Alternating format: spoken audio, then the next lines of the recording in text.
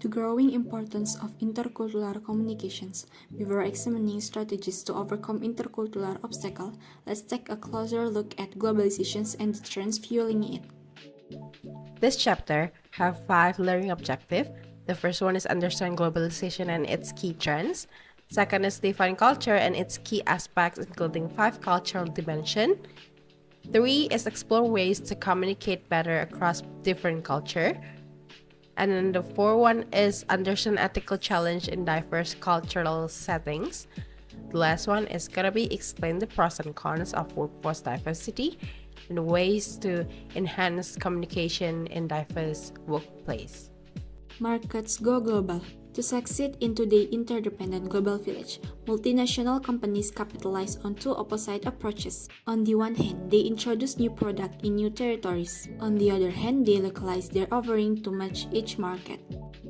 Major trends fuel globalizations. Several trends fuel global expansions, including favorable trade agreements, an emerging global middle class, growing reach of information and communication technologies. Domestic workforce is becoming increasingly diverse. Lured by the prospect of peace, prosperity, education, or a fresh start, people from many cultures are moving to countries promising to fulfill their dream. As we seek to accommodate multi-ethnic neighborhoods, multinational corporations, and an intercultural workforce, we expect some change to happen smoothly. Culture and communication. Culture refers to the shared belief, values, customs, tradition, language, and social practice of a particular group or society. It encompasses the way people in that group perceive and interpret the world, as well as how they express themselves and interact with others. Communication, on the other hand, is the process of exchanging information, ideas, thoughts, feelings, and messages between individuals or groups. Culture and communication are closely connected because culture significantly influences how people communicate. The next one are characteristics of a culture. Every country or region within a country has a unique common heritage, joint experience, or shared learning. However, first we must understand some basic characteristics of a culture. Here are some of them. The first one, culture is learned. This means that rules, values, and attitudes of a culture are learned and passed down from generation to generation. The second one, a culture are inherently logical. This means that culture is a collective set of beliefs, practice, and behaviors within a society.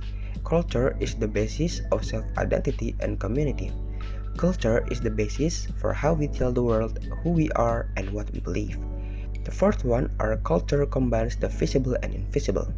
To outsiders, we may act those things we do in daily life and work are the most visible part of our culture. On the surface, we recognize numerous signs of culture, including the words we use, our body language and gestures, the way we dress, and outward behavior. And the last one, our culture is dynamic. Culture is constantly changing and evolve over time. It acknowledges that cultural norms, values, tradition, and behavior are not static, but rather they adapt and transform in response to various influence. The next one are dimensions of cultures. There are 5 key dimensions of cultures. The first one are height and low context. Context is probably the most important cultural dimension and also the most difficult one to define. It is a concept developed by cultural anthropologist Edward T. Hall. In his model, context refers to the stimuli, environment, or ambience surrounding an event. The second one are individualism and collectivism. Members of low context cultures, particularly American, tend to value individualism. They believe that initiative and self-assertion result in personal achievement. Meanwhile, members of high context cultures are more collectivist. They emphasize membership in organizations, groups, and teams. They also encourage acceptance of group values, duties, and decisions. The third one are time orientation. Refers to how different cultures perceive and value time, as well as how they organize their activities and schedules around it. The fourth one are power distance. The power distance index measures how people in different societies cope with inequality. In other words, how they relate to more powerful individuals. The fifth one are communication style. Refers to the culturally influenced patterns and norms that guide how individuals from different cultures express themselves, convey information, and interact with others. Here is a figure about high and low context culture country and their characteristic. Becoming interculturally proficient is the process of developing the knowledge, skill, and attitude necessary to effectively interact with people from diverse cultural backgrounds. It goes beyond simply understanding different cultures.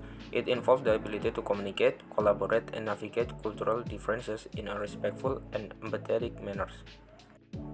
Strategies for improving intercultural effectiveness. Here are strategies for enhancing intercultural effectiveness. First is building cultural self-awareness.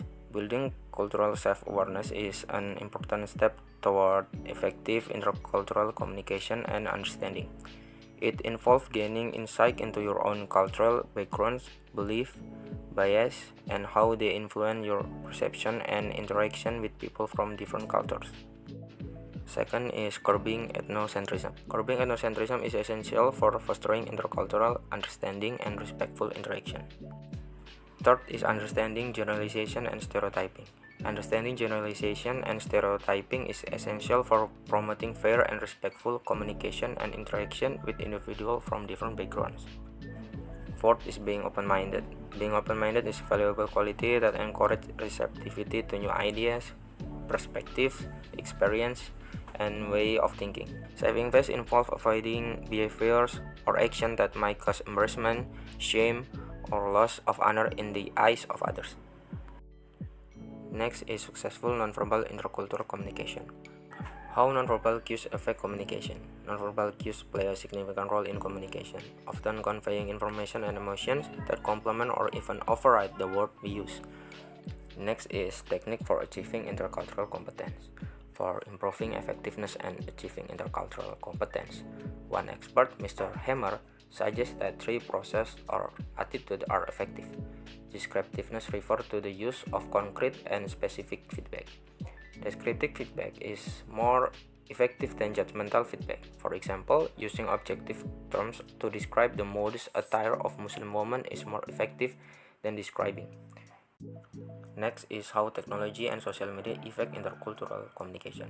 Technology and social media have transformed the landscape of intercultural communication, making it easier for people from diverse backgrounds to connect and exchange ideas.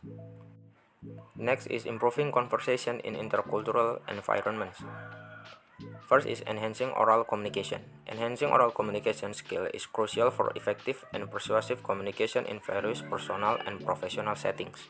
Second is improving written communication. Improving written communication is crucial in various aspects of life, from professional email to academic paper and personal correspondence. And the last one is culture and ethical business practice. There are three things for business to do the culture and ethical business practice. The first one is doing business abroad.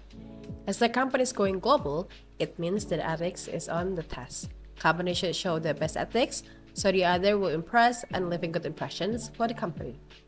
The second one is deciding whose ethics to follow. In Indonesia, there is a proverb says, "Bumi dipijak, di situ langit dijunjung." It means everyone should respect everything wherever they're at. And the last one is gonna be ethical decision making across border. This is how you broaden your view, embrace transparency, and set the boundaries. Also refuse business if option violates your basic values. That's it from our video. Thank you so much for watching. Have a nice day.